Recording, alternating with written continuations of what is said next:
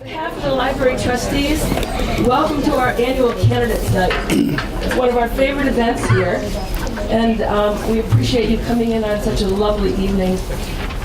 So before I get started on tonight's program, our library director, Ryan Donovan, wants to say just a few words to you.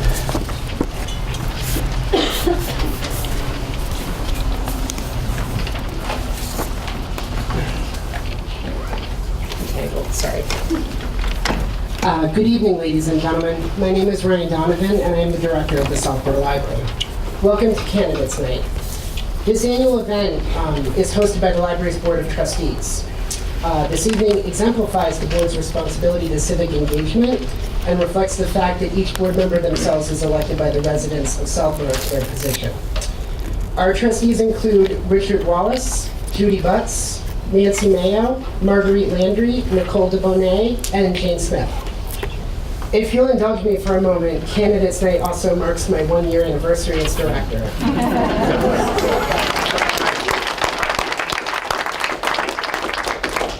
The board has been instrumental in my success, in particular trustee chair Jane Smith. As you may or may not know, Jane is stepping down as library trustee this year. Her steadfast dedication to the library behind the scenes has been inspirational, and I believe it is important to honor her beyond a simple thank you. As a result, I'd like to present Library Trustee Jane Smith with the inaugural Peggy Tuttle Award for Library Service Distinction.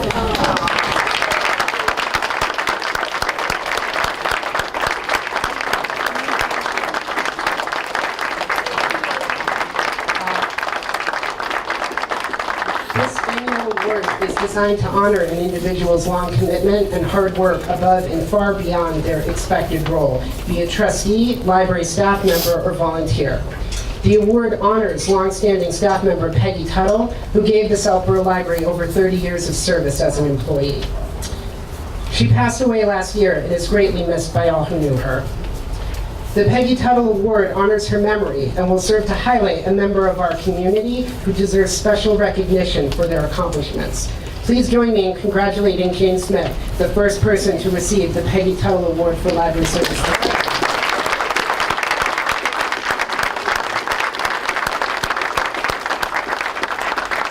Well, that was a complete surprise, and I'm very touched for a variety of reasons, one of which is that Peggy and I were good friends. I worked here many moons ago with Peggy, and she's one of my favorite people. So thank you. We have a slight change in the program from what was advertised. Everybody has a ballot on their chair. There's one race that does not exist anymore. Rose Morrow has suspended her candidacy for the Board of Health, but did not pull her name in time to get off the ballot. So who knows? Someone might have an interesting question for our town clerk candidates about how, what happens if she gets elected. So I want to recognize everyone who is running for something, because really you're only going to hear from people in the two contested races, town clerk and selectmen. But I know that we have a lot of candidates here who are running unopposed, and I would like to recognize them. So if you are on the ballot this year, please stand and introduce yourself. We'll do it in somewhat of an orderly way. Nicole DeBonnet. I'm running for trustee of the library. Dan O'Rourke, and I'm running for Board of Health. Kathy Harrigan, and I'm running for Northwest Southborough Regional School District. And I see Terry back here. Terrence Ryan, I'm running for the Board of Trustees of the library. We'll hear from you. They're yelling at me, so. Jesse Stein, I'm running for Planning Board. Bob Jackless, Housing Authority. Okay. Anyone else who would like to be recognized? Mr. Wilson. Well, yes. Well, Mr. Wilson is running. Yes, indeed, he's running. for the, And serving as a referee. Commissioner of Trust Funds. Right. So I appreciate your vote if you... Okay, so very quickly, we are going to bring up the candidates for town clerk, and they will be able to make 2-minute statements, and then we'll open it up to you folks. You can ask any question you like.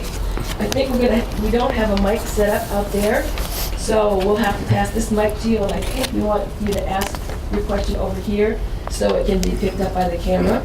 This is being filmed so that many more people can see it on cable access.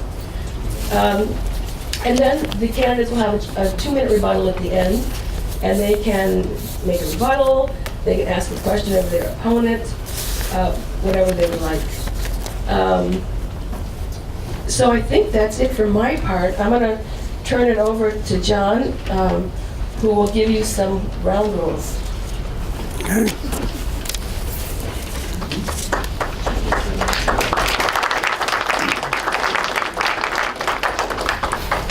Okay, thank you very much, Jane. I did a little, before we get on the ground rules, I first wanted to, Jane had introduced, or people introduced themselves running for office, but I also wanted to point out, as Ryan did, that Jane is completing 9 years of service on the Library Board of Trustees, and Dr. Louis Faison, sitting here to my left, is completing 12 years on the Board of Health. So I want to thank both of them for long terms of service, and we certainly appreciate it. I spent just a few minutes today looking up some things in the town report, and I won't get off on a tangent, but there are 43 elected officials in Southborough and 365 different appointed positions, and many of you here serve on some of those boards. But for me, I'm always very grateful for of course I was one of them, but very grateful for the people that do come out and volunteer to serve on these committees and boards. And if there are folks here tonight that feel they want to get involved, they can feel welcome to go to the town hall, register their name, pick one of these committees that they might be interested in, and usually there's not a lot of competition for them, so you stand a good chance of getting appointed. So we'd all appreciate that. Now, this debate is going to run basically the same way as we did last year. Each candidate, and we have the 2 races, the town clerk and the Board of Selectmen. So each candidate in a contested race will be invited to make a 2-minute introductory statement. They'll be sitting up here at the front tables. And we'll try to enforce the time limits as best we can, but we're not going to cut off anybody in mid-sentence. The order of either the town clerk race or the selectman race was determined by Jane Smith and me. So you have to trust us by a coin flip. And so it will be the town clerk candidates first, and then the selectmen. Following the 2-minute opening statements by the candidates, there will be a question and answer period. And anybody that has a question and feels so inclined to ask it, I think we only have the 1 microphone. So, okay, there's another one here. So come up to the front and use this microphone stand over there and address your question to either candidate, both candidates, and then hand the microphone to the next person in line, please. When all the questions have been asked, there will be a 2-minute rebuttal, or 2 minutes for each candidate to say more if they wish. And that will be about it. I also had asked if I could ask a question, so I might have a question tonight for each candidate. It won't be a tough one, but we might ask. So, at this time, if I could ask the 2 candidates for town clerk, Dorian Jasinski and Jim Haggerty, to come forward, sit at the table, we would appreciate it. Now, Nicole is our timer. She will let people know in 30 seconds and 10 seconds. so, for the front table, you can, sit on the same side or opposite sides. You can side by side.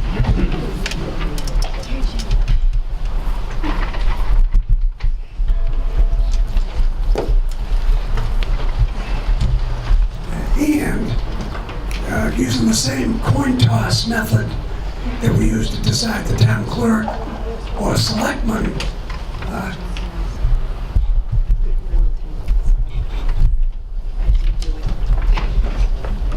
Jane and I tossed the same coin again, and for the town clerk candidates, Dorianne was the winner of the first place. So it's your opportunity. Well, you could think of that any way you wish. But I want to hand you the microphone for a 2-minute or approximately 2-minute statement of your goals. Okay. Well, they're recording, but it helps them to record it on television and so forth. So if you could do that, that would be great.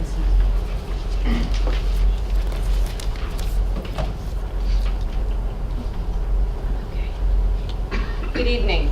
Thank you to the library trustees for inviting me to introduce myself tonight and to Mr. Wilson for moderating. I am privileged to be here with all of you. My name is Dorianne Jasinski and I am running for town clerk. During the past 4 to 6 years, the role of town clerk has been admirably filled by Paul Barrett. I have immense respect for Paul and would be honored to continue his legacy in the town clerk's role. My family and I have been members of this community for 21 years. Over the past 2 decades, I have proven my commitment and love of Southborough. In that time, I have volunteered in the schools, chaired fundraisers for the schools, and worked on several committees. I founded and led the Southborough Education Foundation, chaired the Southborough Town Scholarship Advisory Committee, worked on various election campaigns, co-chaired the Care Packages for Troops Drive, and was awarded the Massachusetts Unsung Heroine Award from the state in 2011 for my community service dedication. And I've worked with the town clerk's office for 13 years on elections. Presently, I'm the election warden in Precinct 2, and I am the chair of the Southborough Advisory Committee, which I'm stepping down from after 15 years. I am a graduate of Providence College and was a Dean's List student there. Prior to raising my 3 children with my husband, Larry, I had a successful management career at Neiman Marcus and other management roles that have taught me basic skills to run an organization. In my leadership roles, both in business and on town committees, I've had to work with budgets, strategic planning, and needed attention to detail skills. As keeper of the records, the town clerk's role is vital in the maintenance and safeguarding of the town's records, in accordance with established state statutes.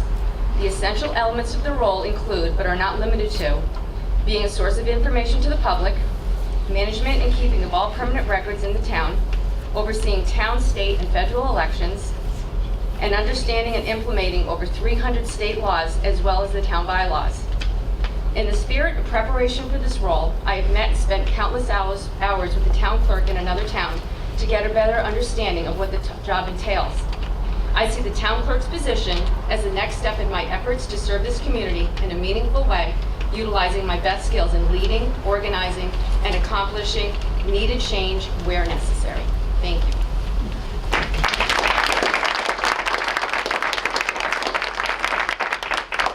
Thank you, Dorianne. Mr. Hagerty?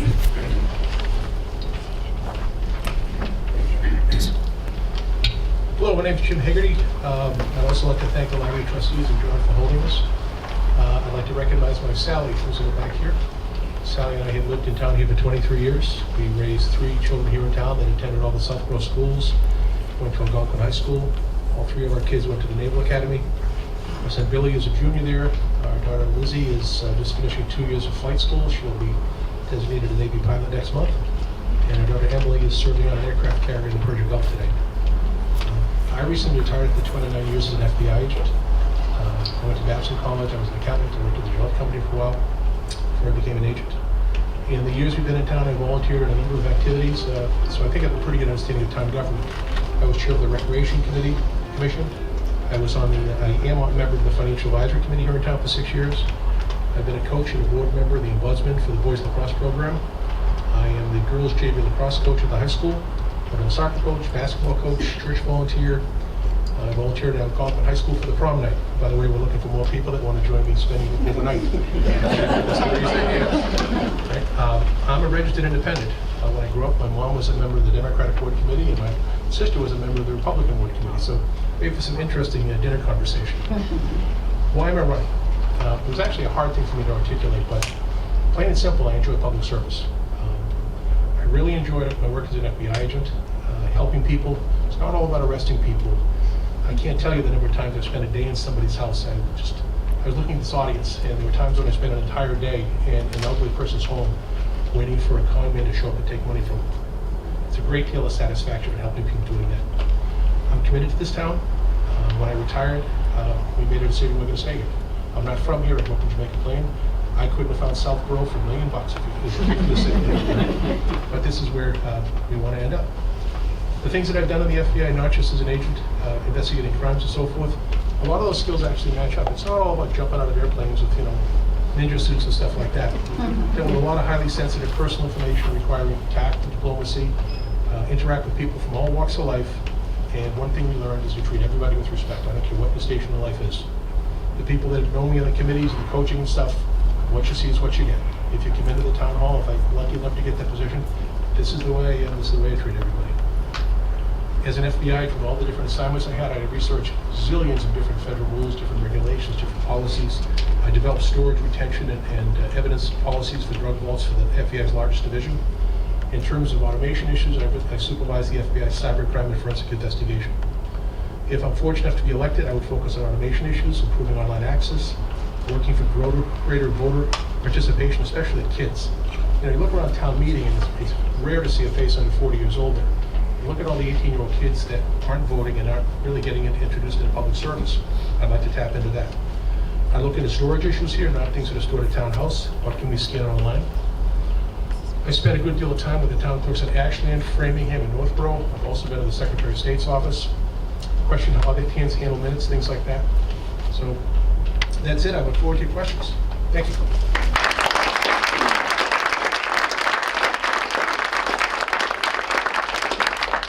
Thank you very much. So for anybody that has a question, please feel free to come forward. The microphone is right here. Mr. Giovanni. I'll put this on. Mr. Haggerty, at town meeting, when the budget for the Open Space Preservation Commission came up, you made some comments regarding a public records request that the commission had made. Could you elaborate on that tonight for the benefit of the folks who aren't able to make town meeting, or to repeat what you said? Because I think it's very important.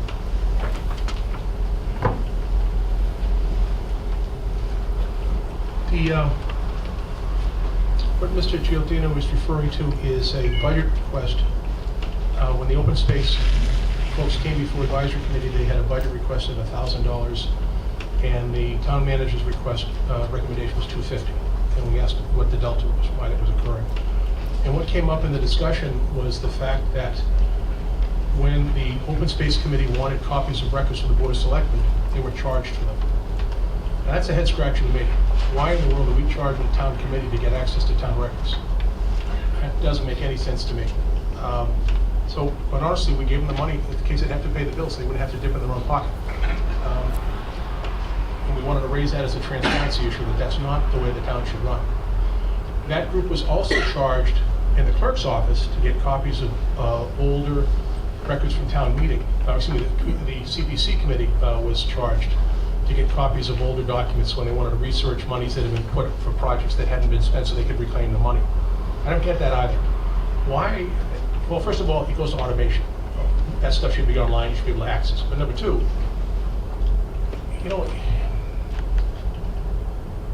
everybody should be treated the same, regardless of whether you agree with them politically, whether you don't agree with them politically, whether it's a committee that's in favor, out of favor.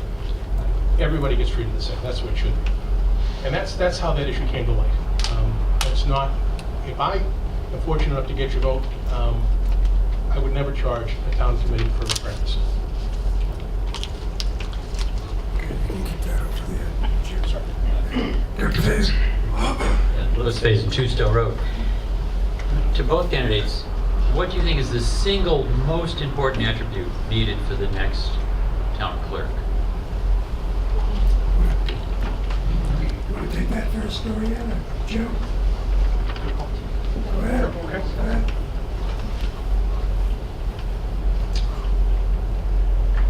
Somebody said something, it's been very interesting going to the transfer station. You get to meet so many people that you haven't seen over the years. As your kids age out, all the kids, just people you saw at soccer games and so forth. It's interesting to renew those friendships. And somebody said something to me there that also resonated with me, because somebody else said this to me a couple of weeks ago. And they said that the town clerk is the face of Southborough. That is the person that most new people see when they come to Southborough. That is the person you want to see. You want somebody who's going to be welcoming. I think you want somebody that can say no with a smile, and somebody who will listen to you. I guess in some respects, when I've been visiting all the different clerk's offices in the town clerk and actually Tara Ward, that used to be assistant town clerk here, told me in some respects the town clerk is the complaint center for the town.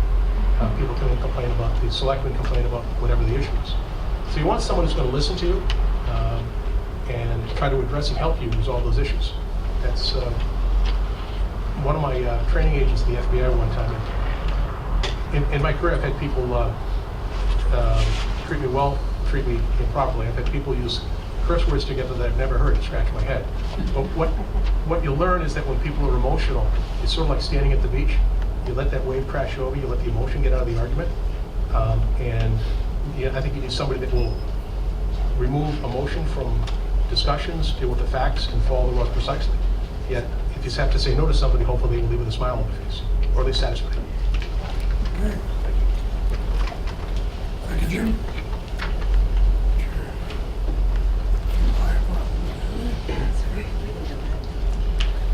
To me, the main purpose of the town clerk, the most important, is to serve the public. We are there to you, for you, we report to you, we are responsible to you, you vote us into office. And I agree with Jim.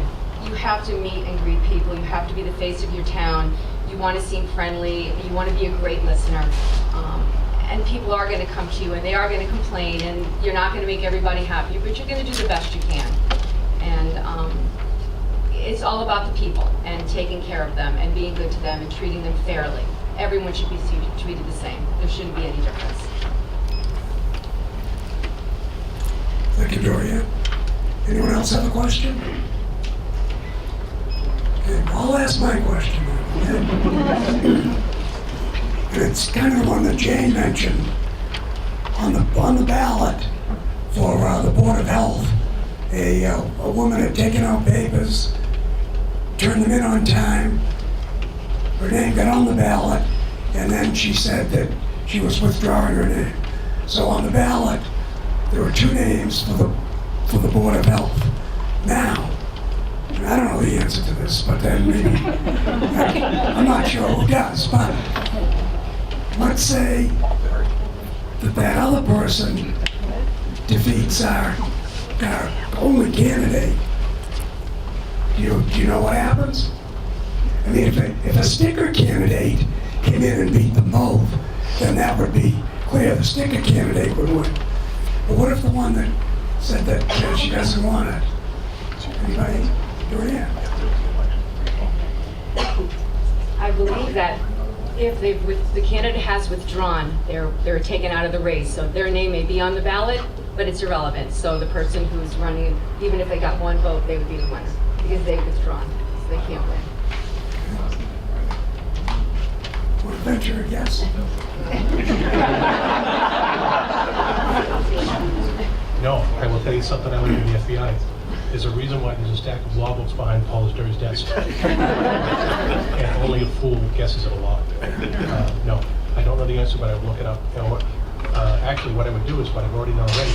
I'll call the Secretary of State's office. I've already called them twice on stuff. And they have actually told people to call in with a question yourself.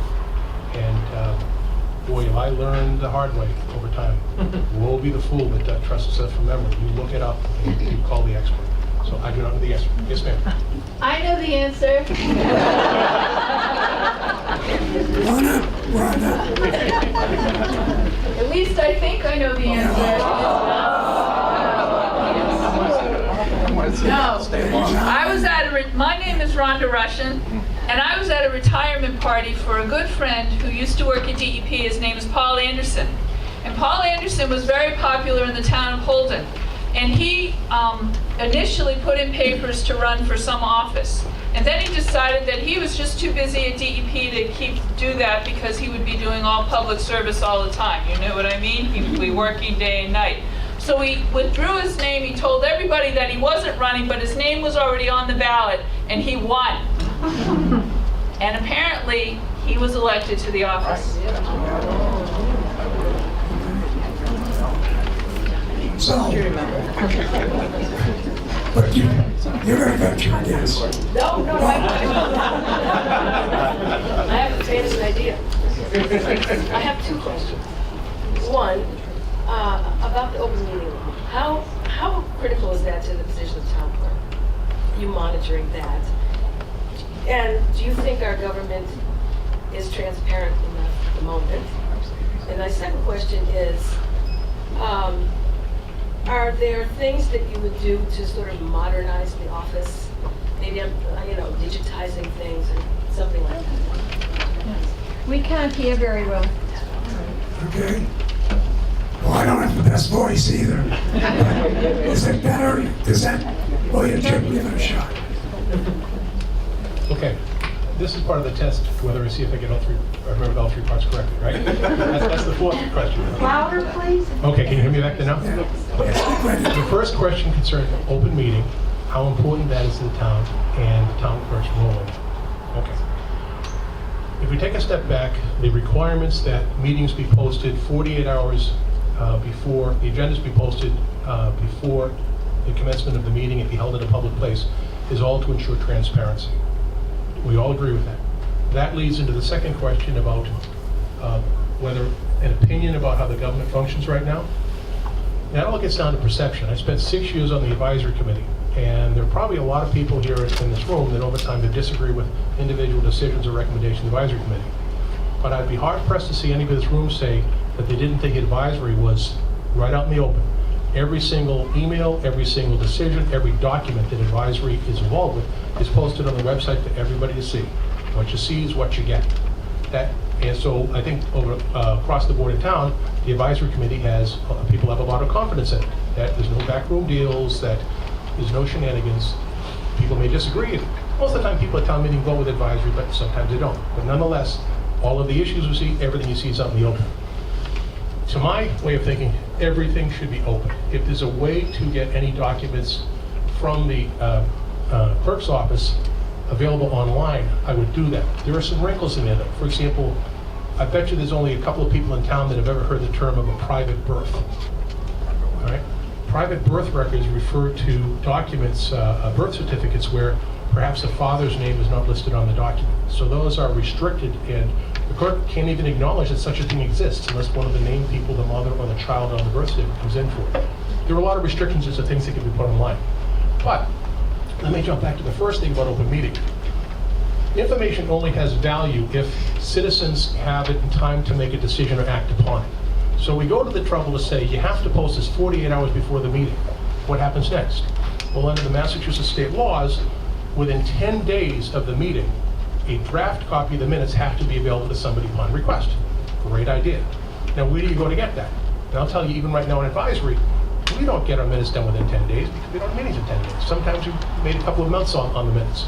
It's interesting to talk to Ashley. Ashley and clerk actually has a requirement. It's in town regulation that within 10 days of the meeting, the draft copies of the minutes are actually posted online by the clerk's office. It's a requirement.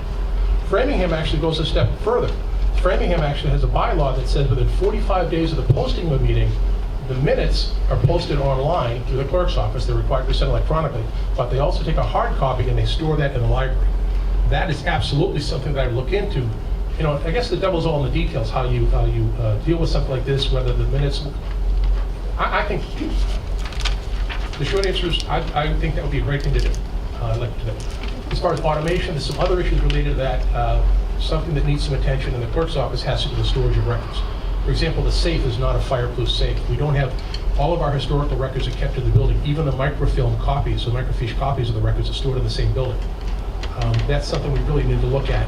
If we had a fire over there, an issue that should be stored off site premises.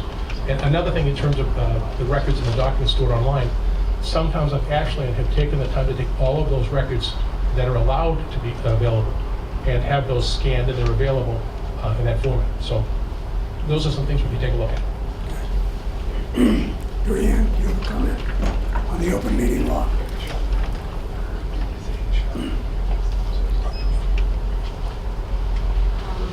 Open meeting law, I think we have some issues with it. I don't think everybody, there are people who have been breaking the open meeting law, and I don't think they've even known about it. I think people need to be more educated about it, and they need to learn more about it.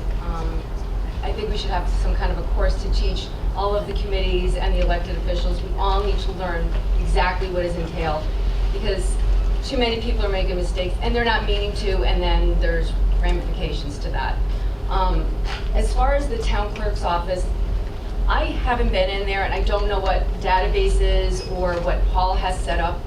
And we can talk about wanting to do changes and putting things online, but we don't know what is there right now.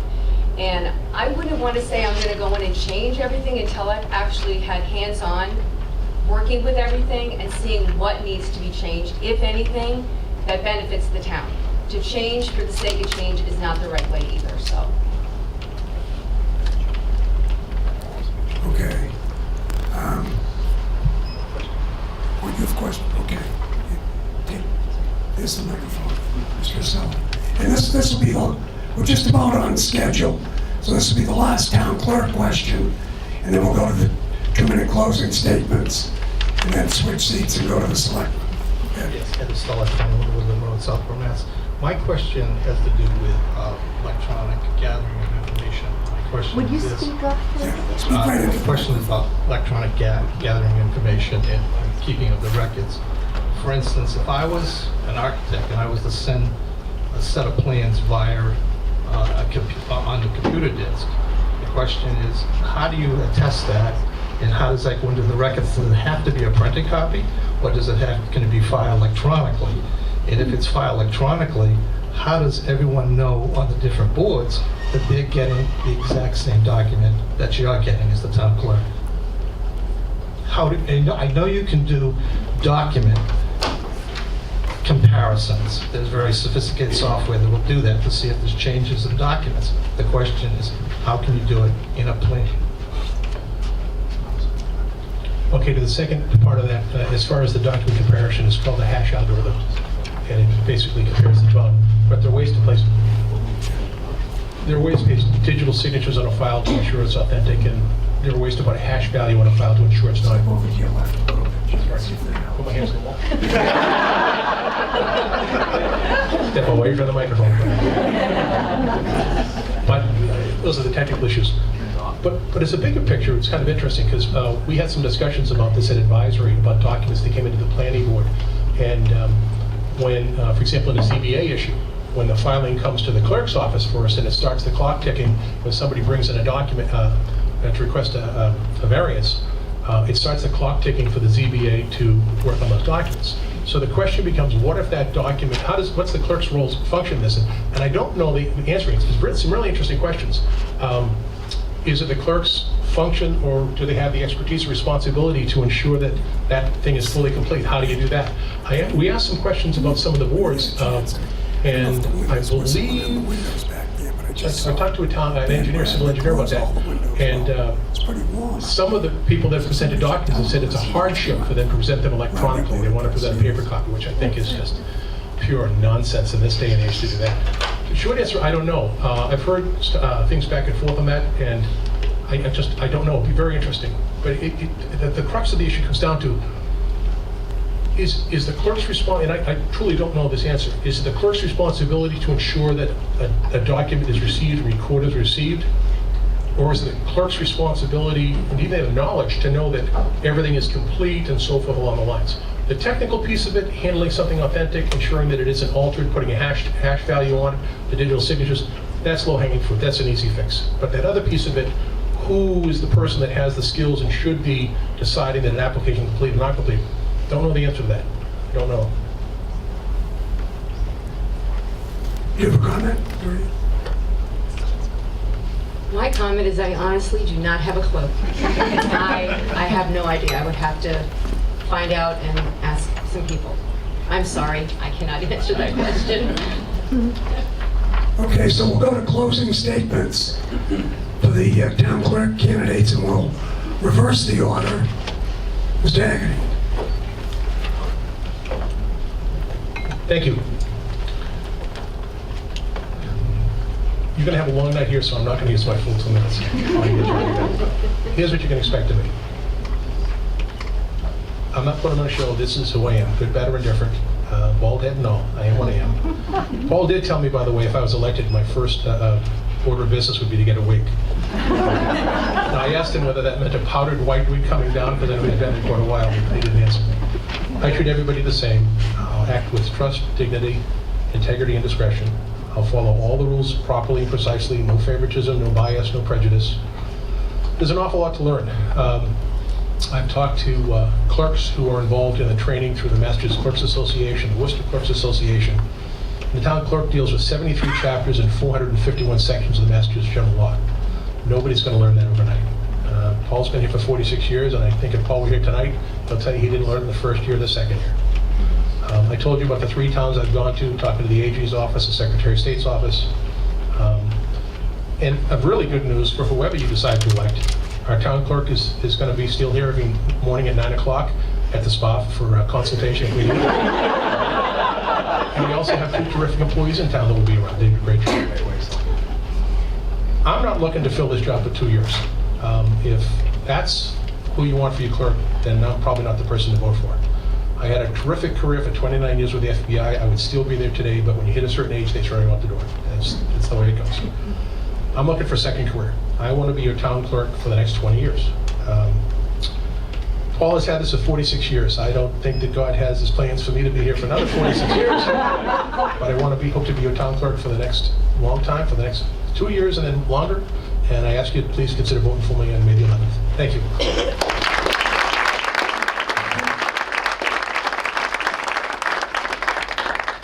Massachusetts.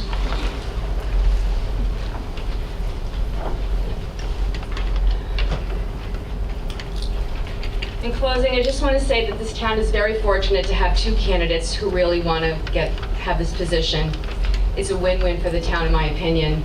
Jim, if I weren't running against you, I'd be voting for you. So I do wish you the very best.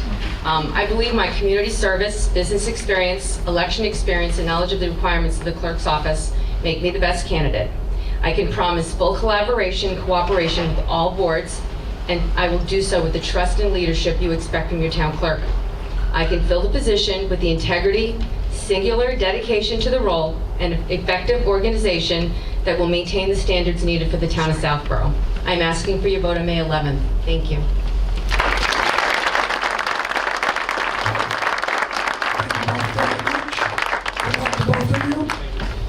And we'll take a 5-minute break as we clear this area of town clerk information. We're going to leave the windows open back there, please. And the selectmen candidates can come forward, take seats. Thank you. Okay, that's close to a minute. Okay, so we'll get started with the candidates for Board of Selectmen. 3 candidates for 1 seat: Desiree Hazelbekian, William Boland, and Brian Shea. And we did the same flip of the coin. And the first one is Desiree Hazelbekian. Desiree. Thank you to the Board of Library Trustees for hosting this evening's event, and welcome citizens in the audience and for those who will be viewing later at home. My name is Desiree Hazelbekian, and I'm running for the Board of Selectmen to bring a new vision to our town. I am a 4th-generation resident of Woodland Road, where my grandparents, mother, and several cousins all live. I've loved growing up in Southborough and plan on staying here for many more years. Due to my family's multi-generational background, I have established relationships with groups in our community, young and old. My goal is to promote proper services to benefit all. Our town is facing many challenges, and we need leaders who are honest, unafraid, and dedicated to making good, solid decisions. Our town government cannot continue to conduct its business behind closed doors. I want to bring an unprecedented amount of transparency and accountability to the townhouse. We live in an age where constant access to information is the standard, and our local government should be no different. That's why an upgrade of our technology infrastructure is so important. Residents and members of the business community should be able to conduct all their town business online if they choose. Also, public records should be readily available through the town's website. Unfortunately, our town lacks vision. We have no plan. We cannot continue to be reactionary to issues, and instead we must be proactive. Creating a new strategic vision for our community's operational and capital needs is vital for our future. Every department should have a long-term vision with a 10-year forecast. Some departments, including the library, are beginning this process. I hope to assist in facilitating communication among departments and residents so we can achieve this vision together as one community. Please visit my campaign website at electdesiree.com. I'm looking forward to your questions and earning your vote on Monday, May 11th. Thank you very much for coming tonight.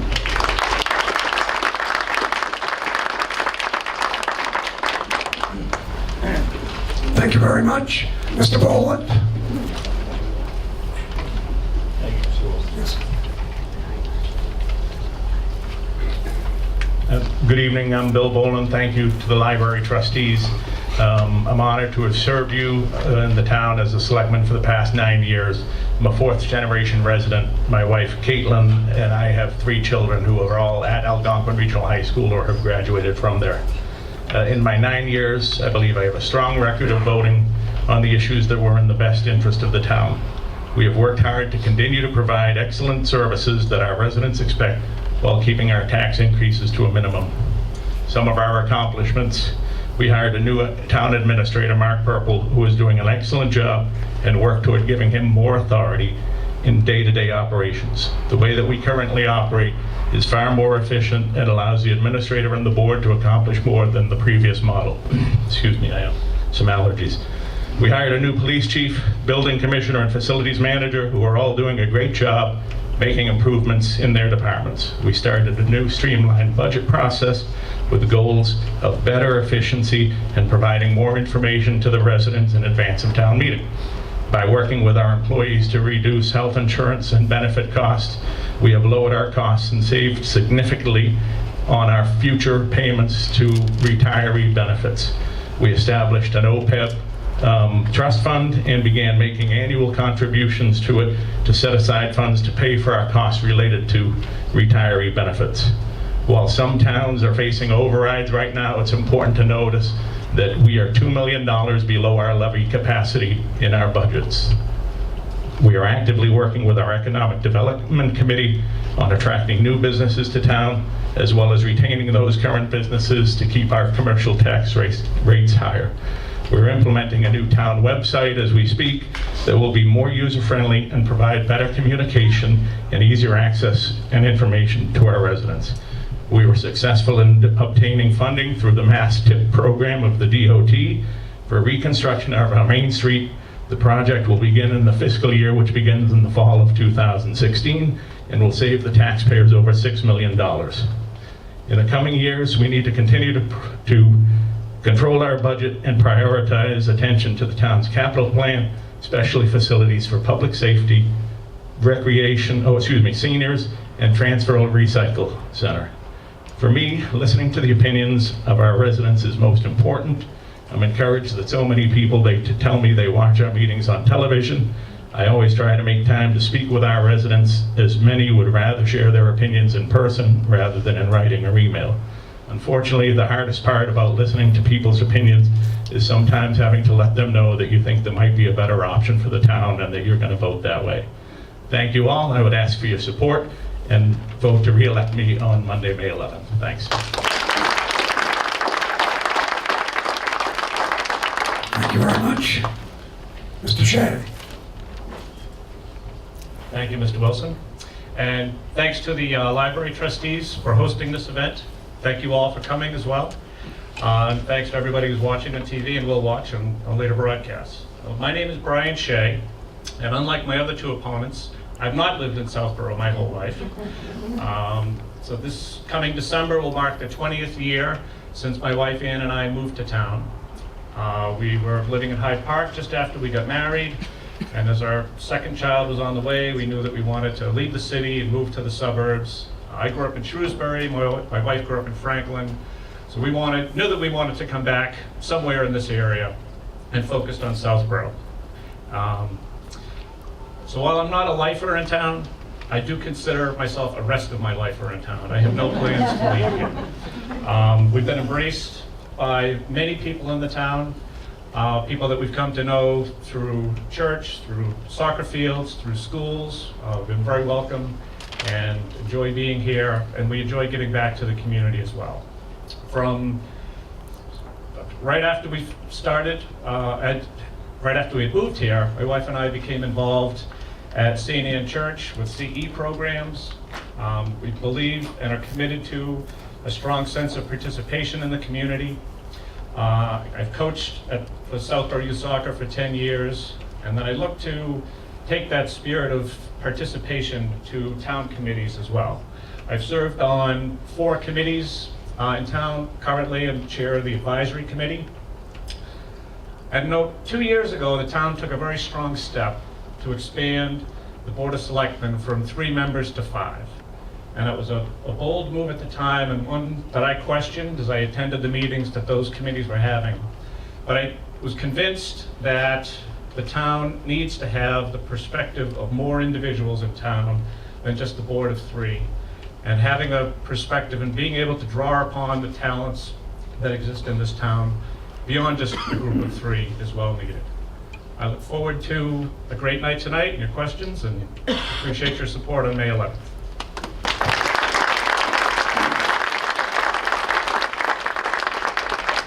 Okay, thank you very much. So now we go to the question and answer period. If anyone has a question, please feel free to come forward and use this microphone. Stand over here to my right and ask your question. And if there's a lot of hesitancy, I'll ask a question. But okay, while you're thinking about while you're thinking about your question, to each one of you, if funds were not a problem, what would be your top priority for a capital expenditure in this town? Top priority to do something to improve the town that the town probably needs. Who wants to go first? Okay, Mr. Shea. So again, with the caveat that the funding is not an option. The first project that I would undertake is an improved public safety facility.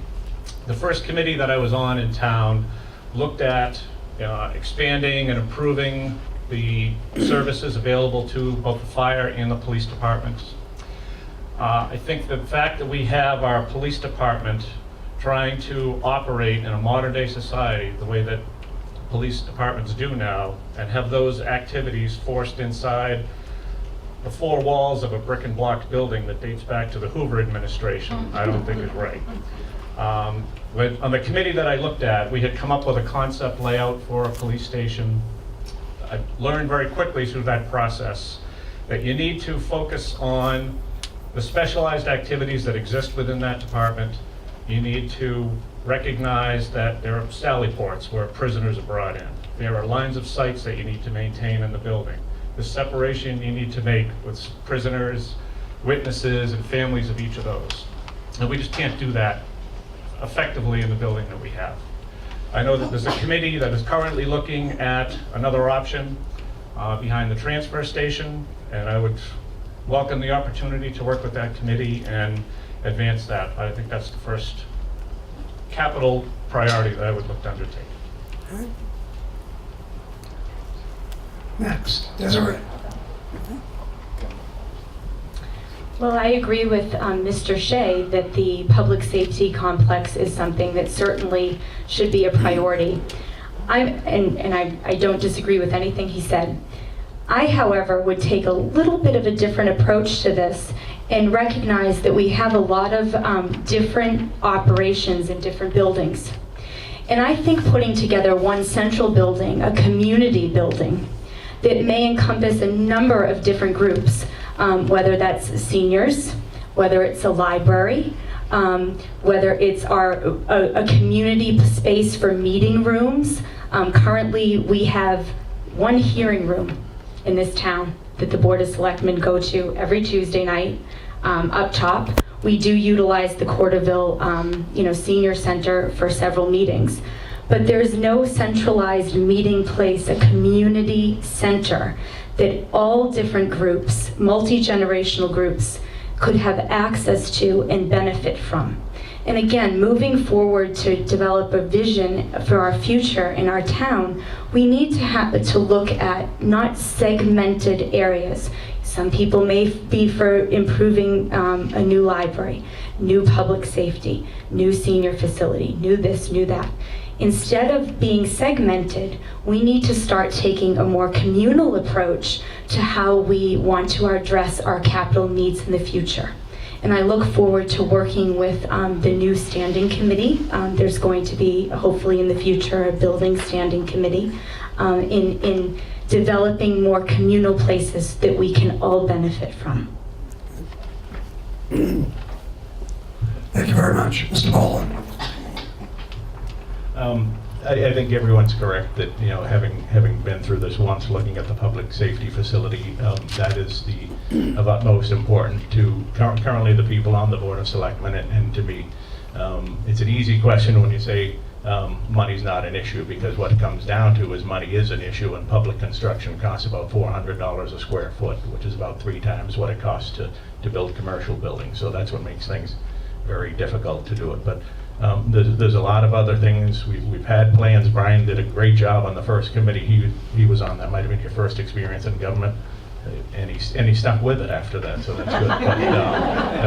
But we're trying to do that again. We're looking at all our buildings, and we have a good internal capital budget planning committee now that'll be stable and has already been looking at things. We have good long-term capital plans for our equipment, but that doesn't include everything like roofs and other things. So we're doing a good job with that, but public safety. Okay, Mr. Gialandino, do you still have the same question?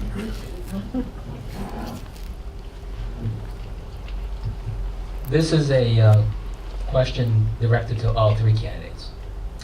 Under the First Amendment of the United States Constitution, citizens have the right to challenge the actions of government officials. And that right includes citizens asking for copies of public records.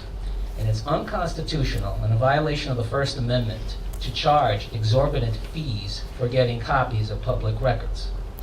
In light of what transpired with how the Open Space Preservation Commission was treated, and basically, if I understand the scenario as Mr. Haggerty explained, the Open Space Preservation Commission basically made a public records request, and the Board of Selectmen wanted to charge the commission $750. And when the commission wanted to, you're shaking your head, Mr. Boland, but I've heard otherwise. When the commission wanted to use its budget, the Board of Selectmen said no. So the commission went to the advisory committee to get authorization. They went to town meeting, and when it was on for a town meeting vote, the board made a motion, I believe, to cut the budget. And that didn't happen. Basically, the commission made that request for the public records in September of 2014. Here we are, more than 6 months later, and they still haven't gotten the information. So how do you respond that you have, A, violated the public records law by the way you respond, or how do you respond to the argument that the Board of Selectmen has violated the public records law, and even impinged on the constitutional rights of the commission members? So are you asking all of them, or is this just for the current board member? Mr. Boland? Well, I can understand some frustration from people, but we did not violate any laws. Charges for open meeting requests are not determined by the Board of Selectmen or any local government. They're determined by, in fact, the Secretary of State's office. So we only do what's listed as what happens there. Usually what happens when you submit an open meeting request or open document request, whatever you want to call it, that'll go through the town administrator if he's the appropriate person. He'll say exactly what are you looking for. A particular request came in that said we want every email for over a year that had anything to do with Barn Hollow. So that requires a little bit to research and to get that information. And the group was advised it's going to cost you approximately this much money, because what's the law? The law says you charge the hourly rate of the lowest paid employee who is qualified to do that research to get the information. If that happens to be legal records and we have to go to town clerk or town council who charges about $130 an hour, we're not going to charge that. We're probably going to charge you the rate of the assistant town administrator, even though the town clerk has to do that.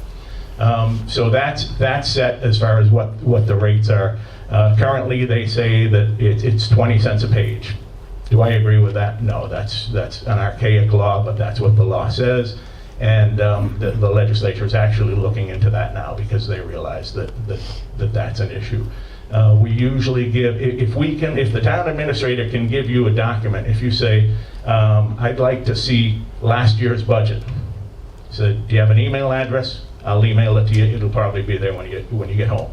If you'd like it in writing and he doesn't have one there, then somebody's going to have to get that out of the computer, copy it. It'll be, probably that 20 cents a page, or if we've got it around, he'll just give it to you. Complex issues require research, and in most cases, people are given a fairly accurate estimate of what that's going to cost. And in this particular case, there was a choice: do you want it electronically or in paper?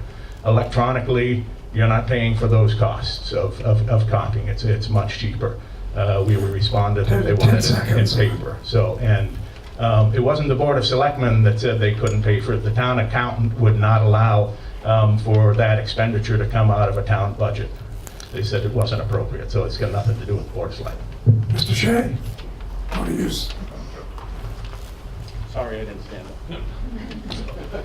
So, I guess I would just preface it with, I would look for more spirit of cooperation among everybody in town. I know volunteers that are on committees take time out of their work lives, they take time out of their family lives, they take time out of their private lives to give back to the community.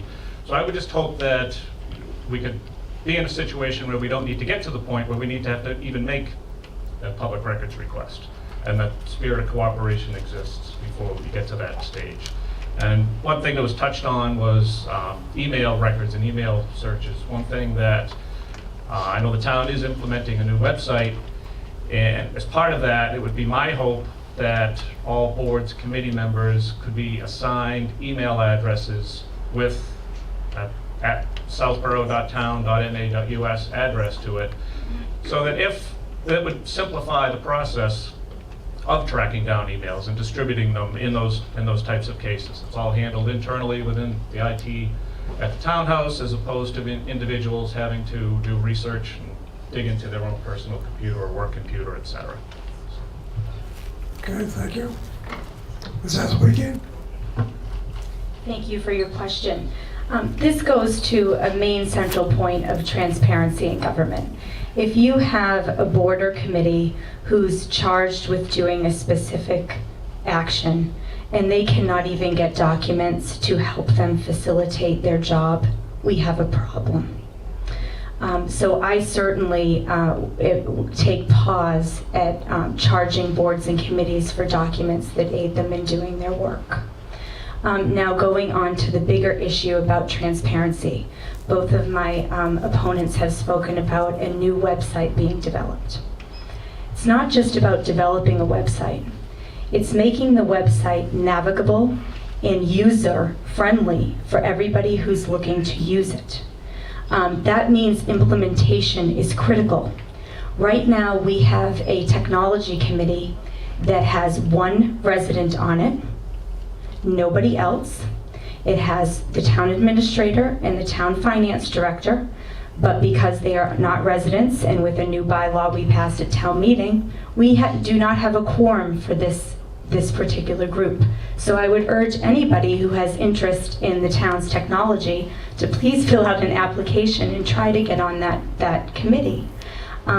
Because we're lacking in that area, the Board of Selectmen really has to take a proactive approach to make sure that the implementation of the new website includes forms, documentation, and all public records that originate electronically should be available through the website.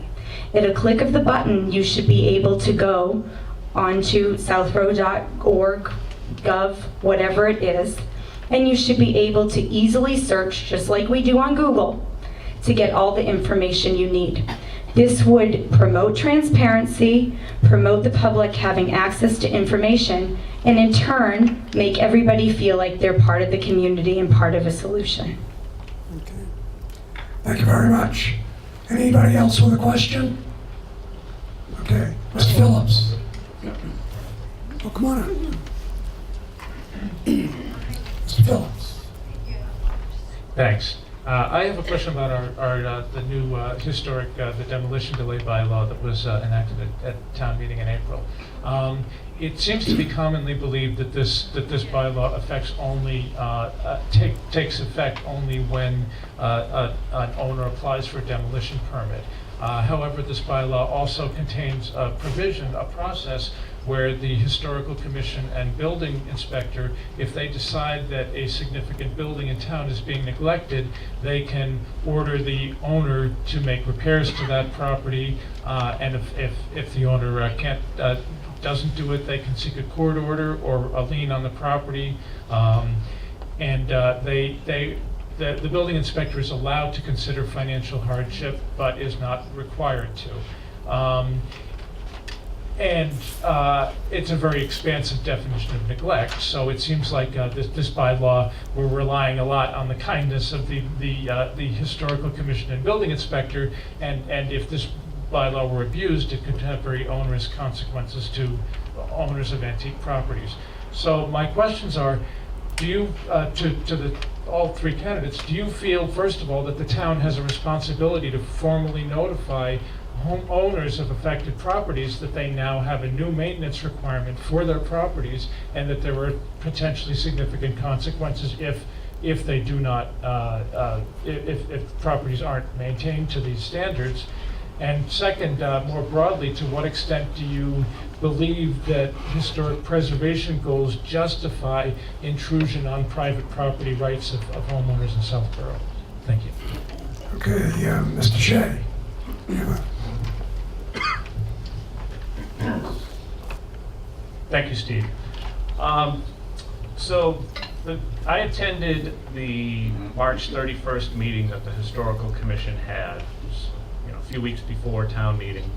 And at that meeting, through the course of discussion, I made the observation to them that in advancing the demolition delay bylaw, the one thing that they had not done, yes, they had held a number of public meetings, and they had posted their agendas and discussed the bylaw at those meetings, but what they hadn't done is taken the time at a meeting like this, publicized through the library and the service that they offer, to hold public information hearings to be able to solicit greater input on that demolition delay. And I really thought that they were moving too quickly, and that they ought to take a step back, take the time to get the public input so that some of these issues and questions could be answered and could be addressed.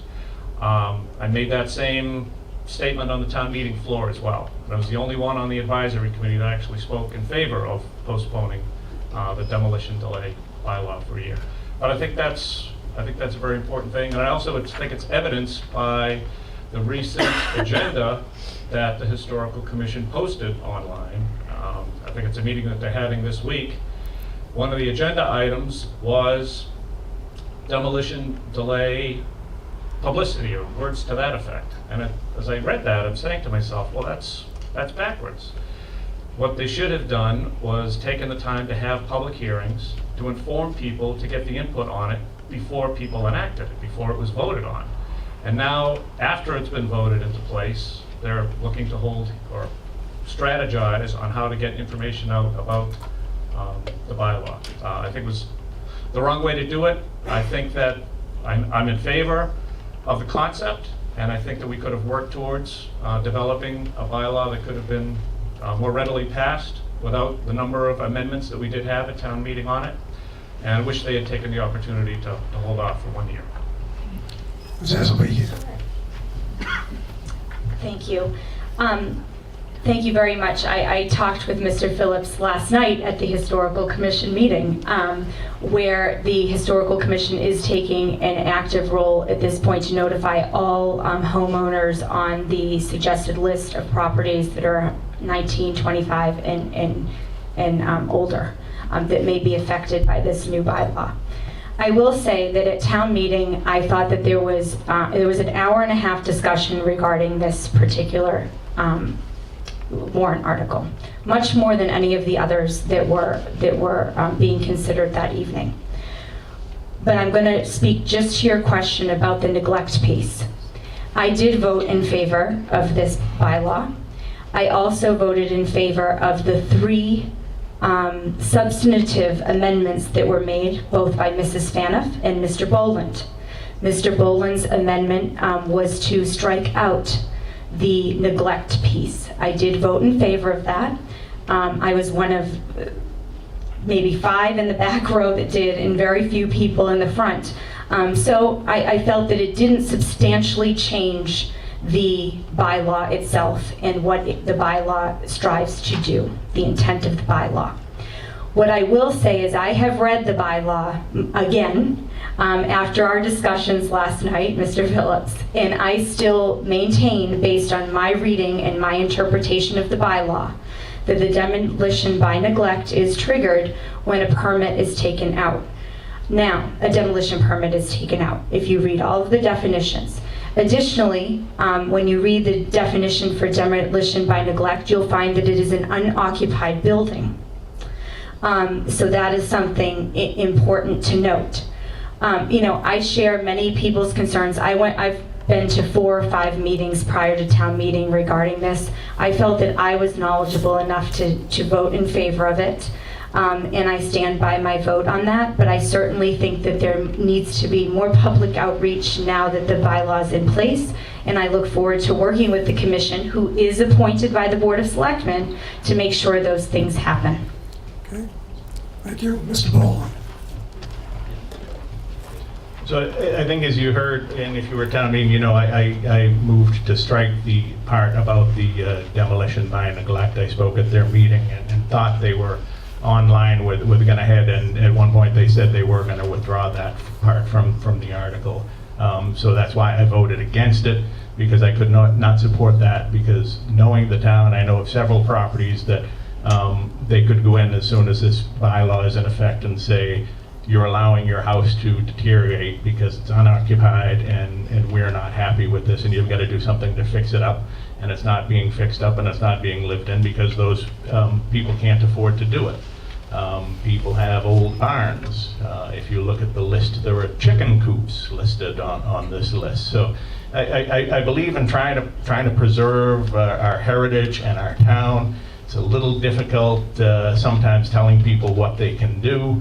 And if you follow the news lately, we have a big stone building down the street that we're trying to work with the owner to preserve that. There's a building in Northborough called the White Cliffs, where there was a good rational decision last night, as opposed to jamming a historical district down the owner's throat, preventing him from doing anything to it. They agreed to talk for another year and see what can be done. But important to note, that person's been trying to sell his property for over a year. I spoke with a resident in town whose house comes under this bylaw, who's tried to market his house for over a year. And it's being marketed through antique magazines, from Sotheby's and other things. So what he's finding out is the time has passed when a lot of people want to go get that old home that had a $13,000 heating bill last year, and they want new Viking Thermador and sound, wind doesn't come through it. So it's going to be difficult. There are going to be some issues. I expect some will come up in the next year or so, but I'm confident in the building inspector, who this mostly lies on, the neglect part, that he's a great guy and he's a rational thinker, and I think he's going to work with those people, and we're not going to see the problems, I think, under the demolition by neglect that I worry about. And if we do, let's go back to town meeting and repeal it. Okay, Dr. Faison. We have time for a couple more questions, and then we'll go to the closing statements.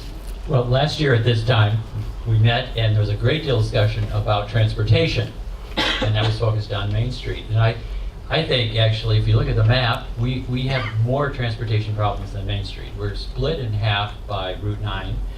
We have a public, we have a commuter rail in town, but you can't walk there. You really can't bike there safely. And it just seems like transportation is a much larger issue than just Main Street, and although that's large too, but there's a larger issue. Also, our planning board, our planning plan, our long-range plan does call for what's called complete streets in Southborough, that you can walk with your dog safely, which a lot of streets we can't. So that concept of complete streets and concept of better transportation between the north and the south and getting to commuter rail, how can we solve those transportation problems for all three of you to address? Thank you. Okay, was that speaking?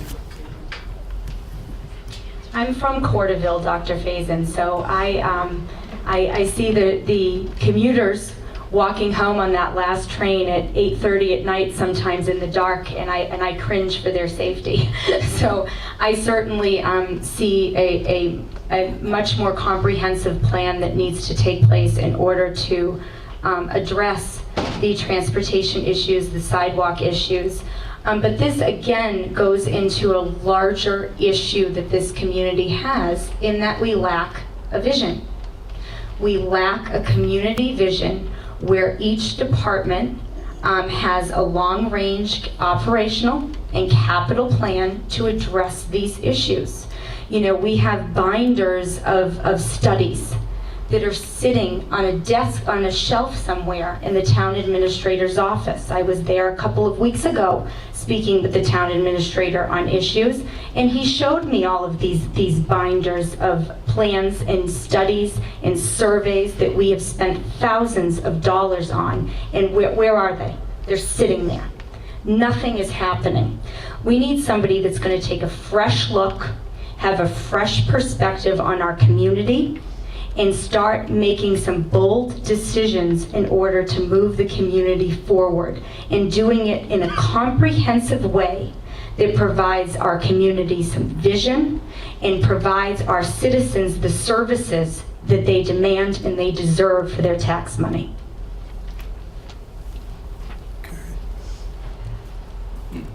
Sure, go ahead. Thank you.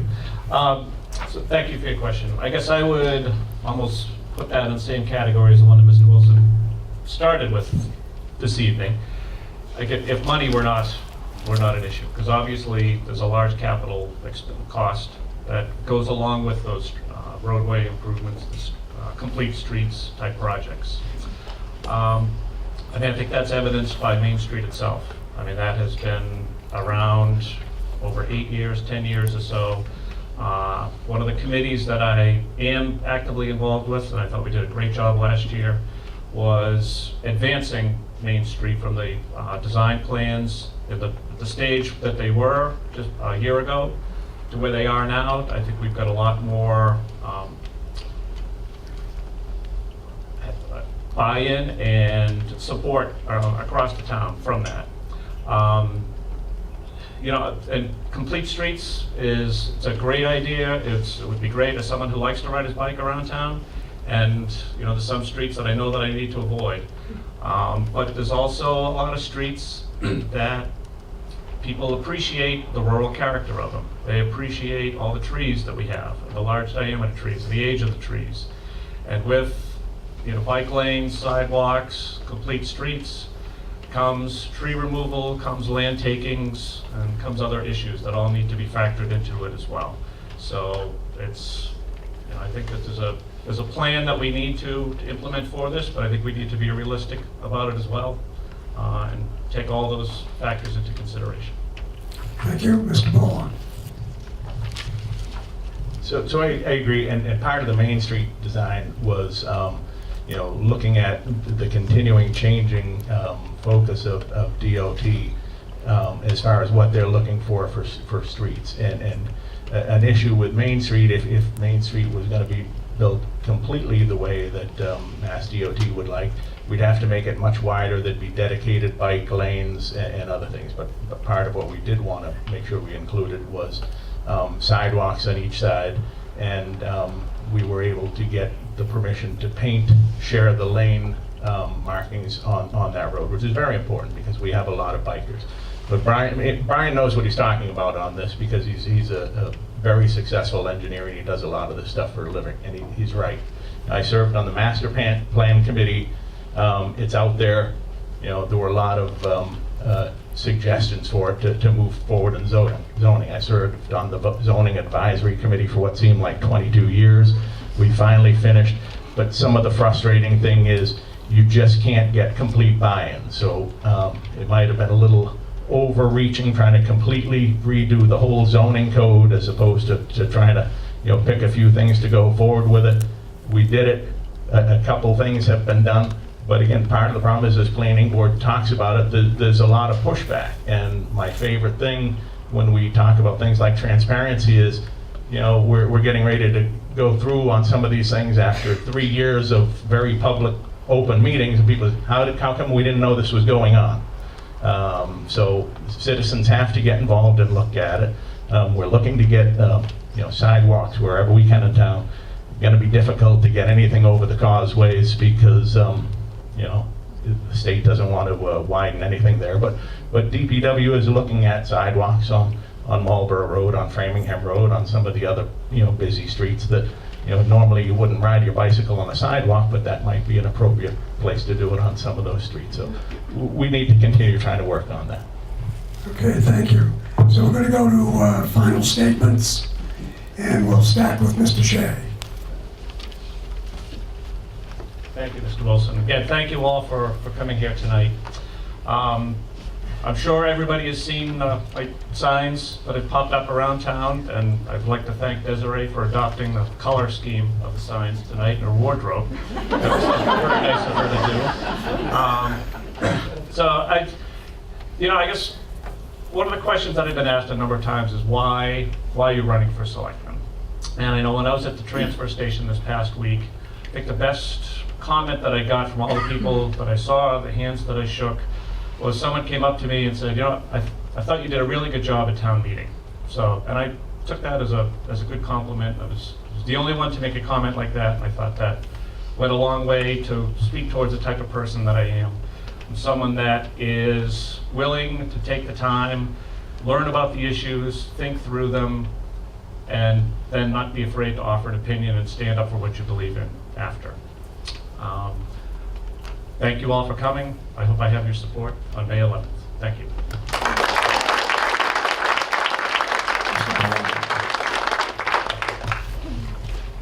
Thank you. I thought you did a good job at town meeting too, but I'm not voting for you. First thing I'll just touch on, somebody mentioned everyone should have a town email address. I can't disagree with that more. We had a situation years ago when I was first elected with a town official who got in a couple of problems, and I would hate to see that he was doing some of that stuff under his town email address, which now brings the town in liability for all of that. You want to look at my emails? Ask me. I'm not going to charge you to do them. I'll give you whatever you want, you know, because I've got them.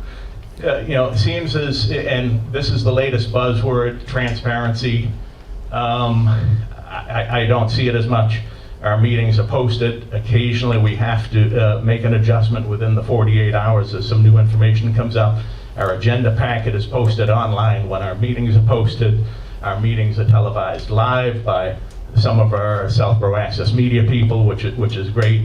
You can then watch it almost any day. You can watch it online, on demand, whatever else. So I think we do, for a small town with a lot of committees, elected officials, I think we do a very good job of keeping our public informed. But the public has to want to be informed. One of the great things about this new website, which is coming up and is one of the more popular ones around for town government, is you will be able to submit your email address and receive information via email on meetings that are coming up and specific things. So it'll be much easier for the people in the email world to get that information, as opposed to constantly saying, I wonder what this board's meeting tonight. So that's one thing we're excited about. Again, departments have to push their information on there, and there's some information that you can't get on there. But I think we're going in the right direction. I think we've made some great strides in the last 5 years, 6 years, more. We have a new board with 5 members on it. I think we're doing a great job. We're finding our way a little, as opposed to with 3 boards, but I think the town's in pretty good shape. We're moving forward. And again, I'd stress, how we feel about you, the Board of Selectmen. $2 million under our levy capacity. There's not a lot of other towns out there like that in Massachusetts. Thanks, hope you consider me.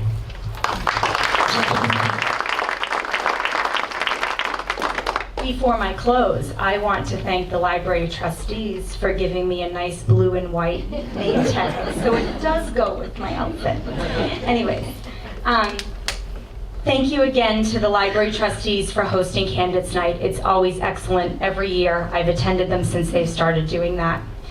I hope all of you, the voters, have had a chance to get a sense of who I am and what I stand for.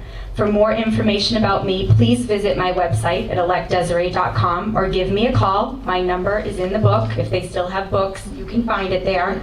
My goals as a member of the Board of Selectmen will be to bring transparency, accountability, and trust back to the townhouse, to create an environment where information is readily available, to provide residents and taxpayers with an open government that respects opinions, differing opinions, and compromise solutions, to work collaboratively with my colleagues and all department heads, and most importantly, to lead the town in creating a comprehensive vision for our short and long-term future needs.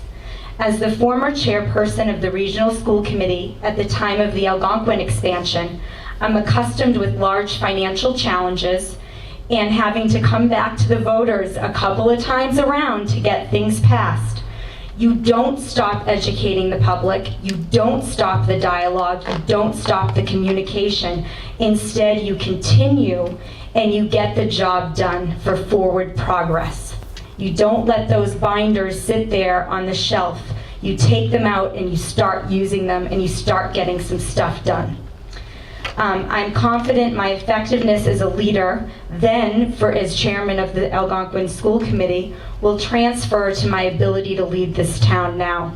Additionally, my experience as an educational policy advisor in the state Senate and my track record as a successful small business owner, combined with a law degree, will greatly enhance my ability to be an effective member of the Board of Selectmen. If you want more of the same, my two opponents clearly fit the bill.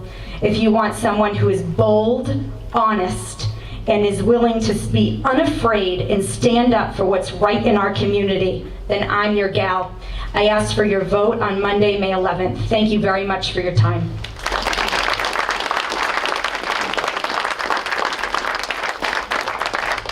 Okay, that concludes the debate. We thank you all for being here tonight. I don't know if there's anyone from the library that wanted to say something. Jane Nelson? Okay.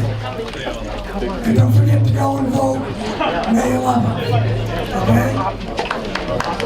Thank you. Monday, May 11th. Remember, town elections are on a Monday.